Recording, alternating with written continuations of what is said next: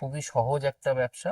এবং একটা জিনিস তো বোঝেন যে মাছের কোনো টাইমে মানে বন্ধ হওয়ার এটা কোনো হুম এসেনশিয়াল একটা হুম ব্যাপার। হুম যেমন আমরা যেহেতু চাষ সেটা একটা হুম হুম ধরনের, যেমন ধান চাষ কোনোদিন বন্ধ হবে না। হুম। বা বুডার মাছ যেগুলো মাছ আচ্ছা। হয়, তাদেরকে ইঞ্জেকশন করে হুম। মাছের ডিম ফোটানো হয়, ডিম ফুটে চারা তৈরি হয়, সেই চারাটা অল ওভার ইন্ডিয়াতে সাপ্লাই হয়। আচ্ছা। ঠিক আছে। এবং দ্বিতীয়ত আরেকটা পার্ট, এটা ধরুন খরচা আছে, মাঝে মাঝে পাঙাশের দাম 80 পয়সা থেকে 1 টাকার মধ্যে রেট যায়। আচ্ছা। 80 পয়সা 1 টাকা দিয়ে সে মাছ ফেললো, আরো 10-20 হাজার টাকার খাবার খেলো হুম মাছটা। হুম। যখন বিক্রি করা হবে মাছটা মোটামুটি 1.5 টাকা রেটে সে বিক্রি করতে পারে। আচ্ছা আচ্ছা। তাই ধরে নিয়ে আমি 1 টাকাতে সে মাছটা কিনলো এবং 1 মাস পর মাছটা 1.5 টাকায় বিক্রি করলো, হুম। তাহলে তো 50,000 টাকা উপার্জন হচ্ছে। আপনারা যারা সাধারণ ব্যবসাকে নতুনভাবে শুরু করতে চাইছেন, আজকের ভিডিওটা তাদের জন্য। আজ আমরা মাছ চাষ নিয়ে বিস্তারিতভাবে আলোচনা করব। যারা এই ব্যবসায় নতুন তারা জানতে পারবেন মাছ চাষে আসলে কতটা লাভ হয়, কোন মাছ বেশি লাভজনক এবং কোনটা কম। সব কিছুই আজ আমরা দেখাবো। আমরা লাইফ লেসেন স্টুডিওর পক্ষ থেকে আজ কথা বলবো এমন একজন উদ্যোক্তার সঙ্গে, যিনি রাশিয়া থেকে তার চাকরি ছেড়ে পুরোপুরি মাছ চাষ শুরু করেছেন। এখন তার ব্যবসা ভালোই চলছে এবং তিনি ভালো আয় করছেন। চলুন দেখে নিই কীভাবে তিনি এই ব্যবসা শুরু করেছেন এবং সফল হয়েছেন সে সম্পর্কে। আর আপনিও কিভাবে সফল হতে পারেন সে সম্পর্কে বিস্তারিত তথ্য। আর হ্যাঁ, ভিডিও শুরু করার আগে দর্শক বন্ধুদের কাছে আমার একটাই অনুরোধ, যারা আমাদের ভিডিওটি ইউটিউব থেকে দেখছেন তারা চ্যানেলটি সাবস্ক্রাইব করে দেবেন, যারা ফেসবুক ও ইনস্টাগ্রাম থেকে দেখছেন আমাদের পেজটি অবশ্যই ফলো করে দেবেন। তাহলে চলুন শুরু করা যাক আজকের ভিডিও। নমস্কার দাদা, লাইফ লেসেন স্টুডিওতে প্রথমে আপনাকে স্বাগতম জানাচ্ছি। নমস্কার। প্রথমে আপনার নামটা? অনুপ ঘোষ। আচ্ছা, আপনি কবে থেকে এই মাছ চাষ শুরু করেছিলেন? 5 বছর হয়ে গেছে। 5 বছর হয়ে গেছে।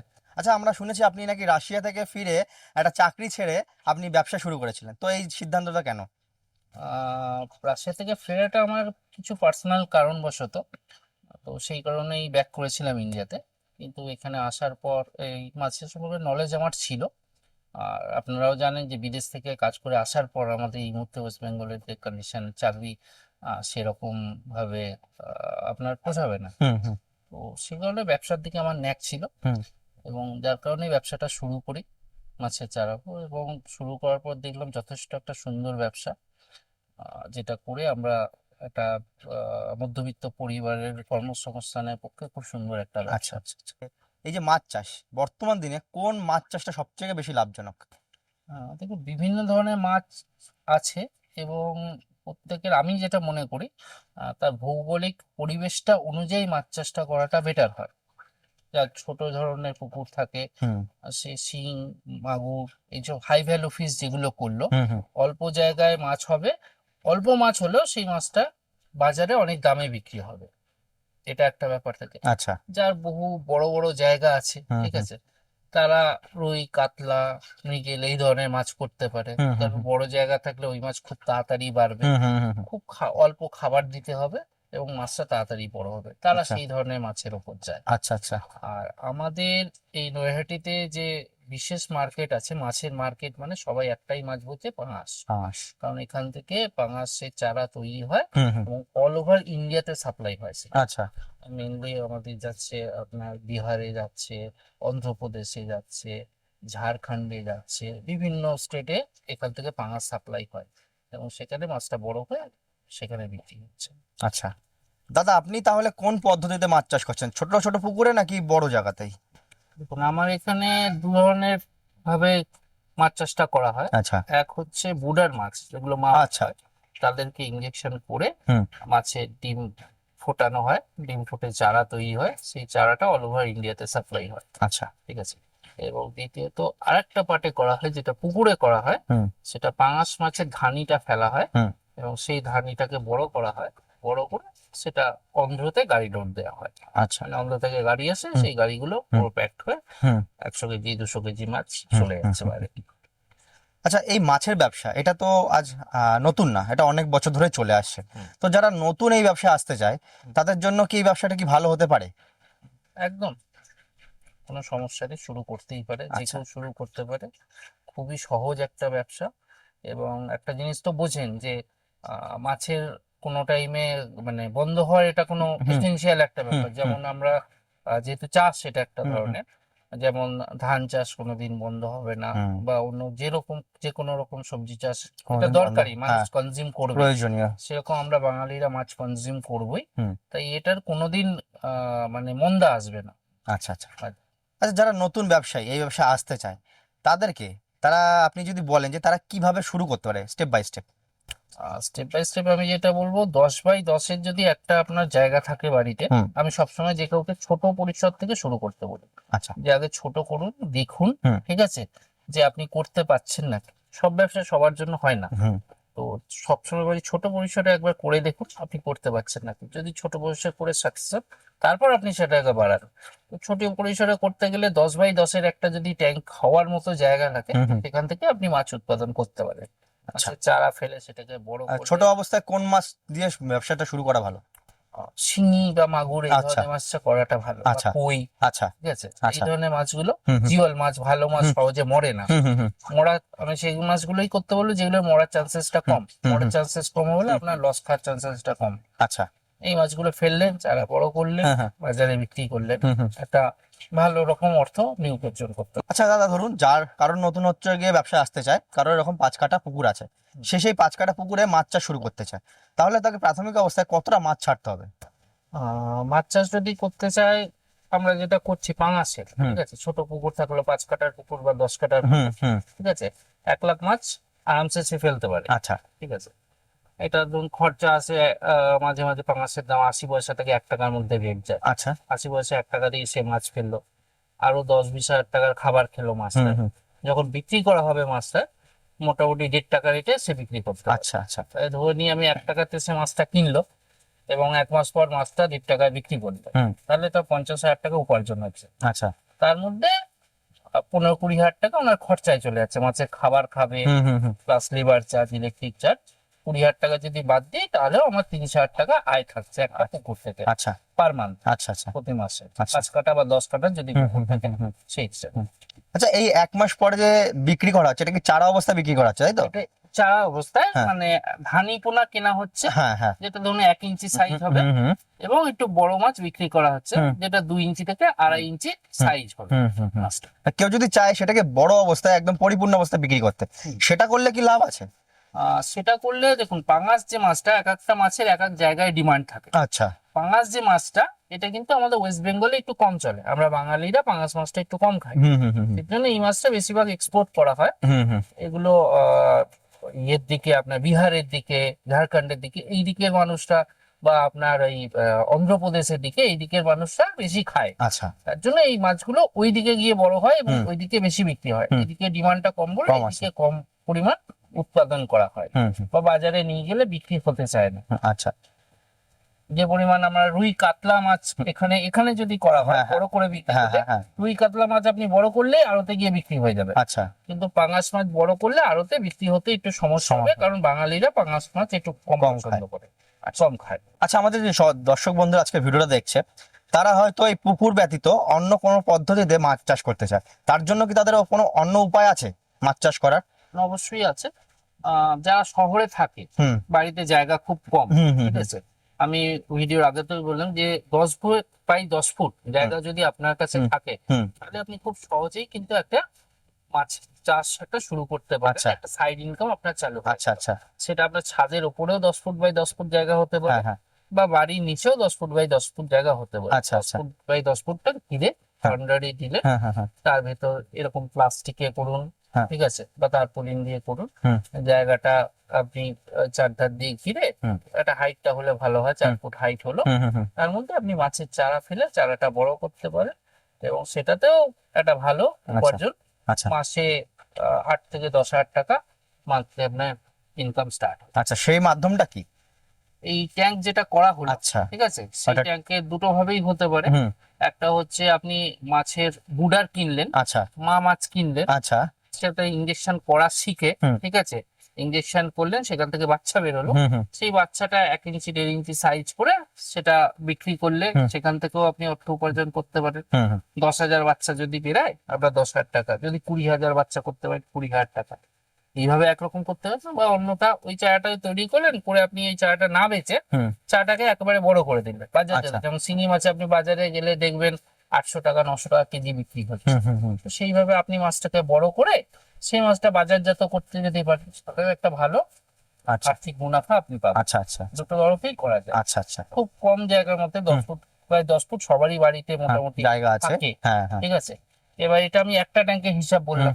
এবার আপনি একটা ট্যাঙ্কে করে যখন সফল হচ্ছেন, দুটো ট্যাঙ্ক বাড়ালেন, ইনকামটা আপনার ডবল হলো। দুটো থেকে তিনটে, আস্তে আস্তে এইভাবে বাড়াতে পারে, নিজের বিজনেসটাকে গ্রো করা যেতে গ্রো পারে। করতে পারে। এটা হচ্ছে ট্যাঙ্কের মাধ্যমে, তাই তো? তো দর্শক বন্ধুদের কাছে আমি বলবো যে এই ট্যাঙ্কের মাধ্যমে কিভাবে আজকালকার দিনে চাষ হচ্ছে সেটা অবশ্যই দেখার জন্য আমাদের পরবর্তী ভিডিওতে দেখতে থাকুন। আমরা পরবর্তীতে কোনো ভিডিও নিয়ে আসবো যেখানে আমরা দেখাবো যে ট্যাঙ্কের মাধ্যমে কিভাবে চাষ করা হচ্ছে।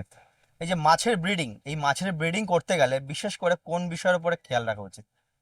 মাছের ব্রিডিং যদি করতে হয়, সবার আগে ফার্স্ট হচ্ছে যে ব্রুডার নির্বাচন, মানে মা মাছটা নির্বাচন। ডিমের অনেক রকম কোয়ালিটি হয়, ঠিক আছে। ডিমটা পরিপূর্ণ কিনা, পরিপূর্ণ যদি ডিম হয় বা পরিপক্ক ডিম যদি হয়, সেই ডিমটাই কিন্তু বাচ্চা দেবে, আচ্ছা, চারা হবে। অন্য ডিমে কিন্তু চারা হবে না। হবে না, যদি ইয়ে না হয়, পরিপুষ্ট না হয় ডিমটা, সেই ডিমে চারা বেরোবে না। বেরোবে না। তো সেইটা আপনাকে ফার্স্ট খেয়াল রাখতে হবে। সেকেন্ড হচ্ছে মেল মাছ যেগুলো হবে, সেইগুলোর বয়স 1 বছরের অধিক হতে হবে। যদি 1 বছরের কম মাছ দিয়ে ব্রিডিং করানো হয়, সেই মাছটা থেকেও কিন্তু ভালো ফল পাওয়া যাবে না, পার্সেন্টেজ কম হবে। ধরুন 100% যদি ব্রিডিং করানো হয়, সেখান থেকে 10% বা 20% মাত্র আপনি রেজাল্ট পাবেন, মানে চারা ডিম ফুটবে বা চারা বেরোবে। কিন্তু সেটা যদি ভালো মেল এবং ভালো ফিমেল হয়, সেটা কিন্তু 80 থেকে 90% আপনি ওখান থেকে চারা পেতে পারেন। আচ্ছা আচ্ছা। এই মাছের ব্যবসায় যারা নতুন, তারা এই যে ব্রিডিং এর ব্যাপারটা, এটা জানার জন্য কি কোনো ট্রেনিং এর প্রয়োজন আছে?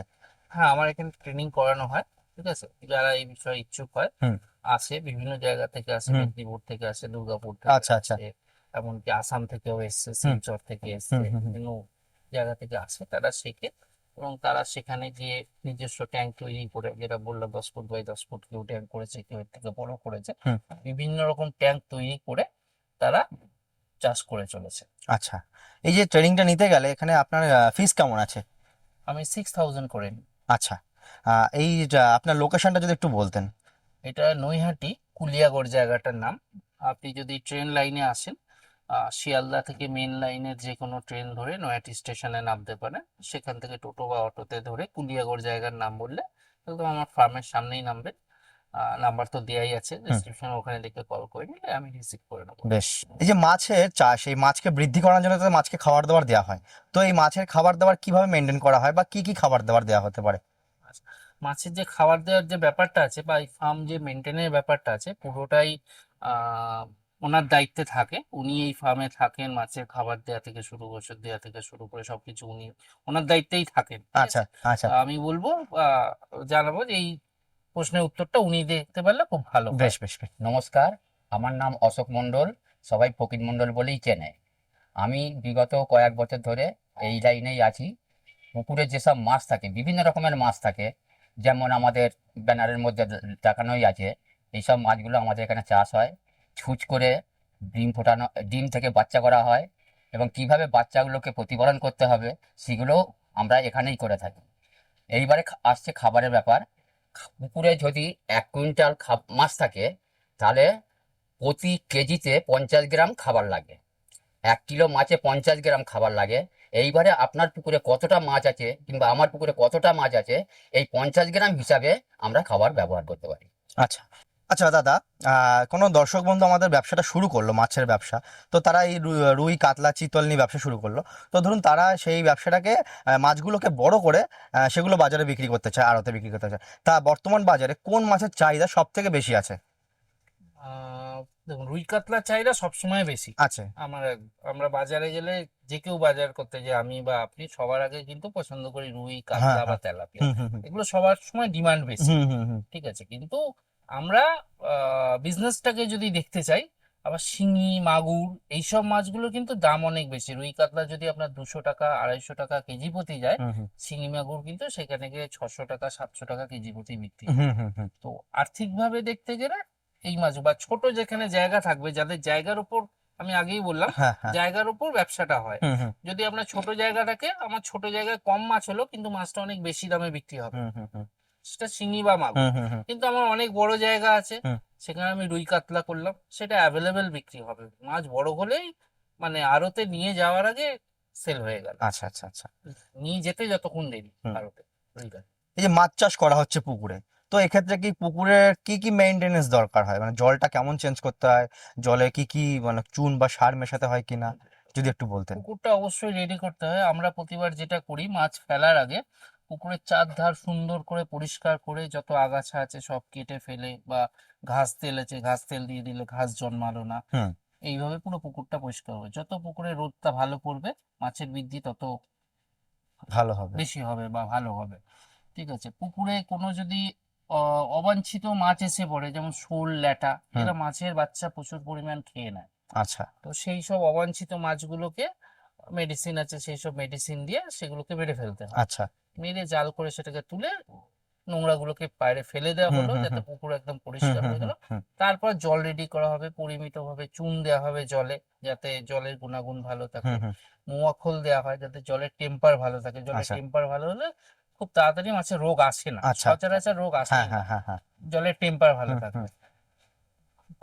মহুয়া খোল চুন দিয়ে জলটা রেডি করে তারপর 3 দিন 4 দিন পর আমরা মাছ ফেলি, আচ্ছা যাতে মাছের মরার চান্সেসটা খুব কম হয়ে যায়, অলমোস্ট 0% মর্টালিটির জায়গায় চলে আসে। আচ্ছা আচ্ছা। আচ্ছা এবারে দাদা আপনি যদি বলতেন যে জলটাকে কিভাবে কি সেচ করতে হয়, মানে কতদিন অন্তর বদলাতে হয়, বা জলটার উপরে কি করে আরো মেনটেন করতে হয়।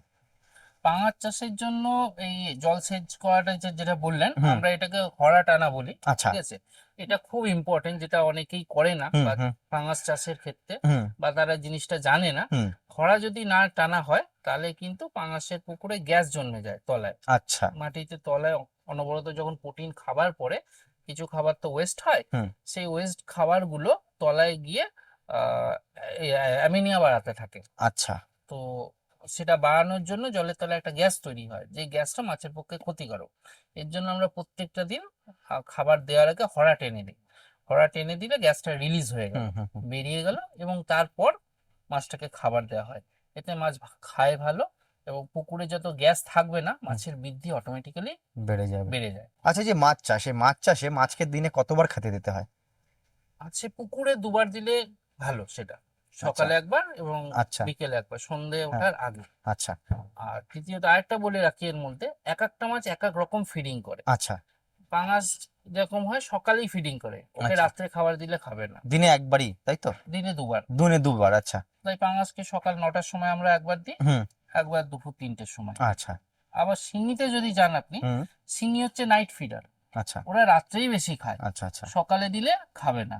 শিঙিকে যখন খেতে দেবো তখন আমরা সকালবেলা খেতে দেবো, ওই মোটামুটি ভোর 5টা বা 6টার সময়, ভোরের আলো ফুটে গেলে ওরা কম খায়, এবং তারপর বিকেলের দিকে সন্ধে যখন আসবে 5টা 6টায় একবার দেবো, এবং একদম রাত্রিবেলা 10টার সময় একবার দেবো। রাত্রি 10টায় যখন খেতে দেবো তখনও সব থেকে বেশি পরিমাণ খাবে। মাছের ভিত্তিতে খাবার দেওয়ার ব্যাপারগুলো চেঞ্জেস হয়। আচ্ছা আচ্ছা আচ্ছা।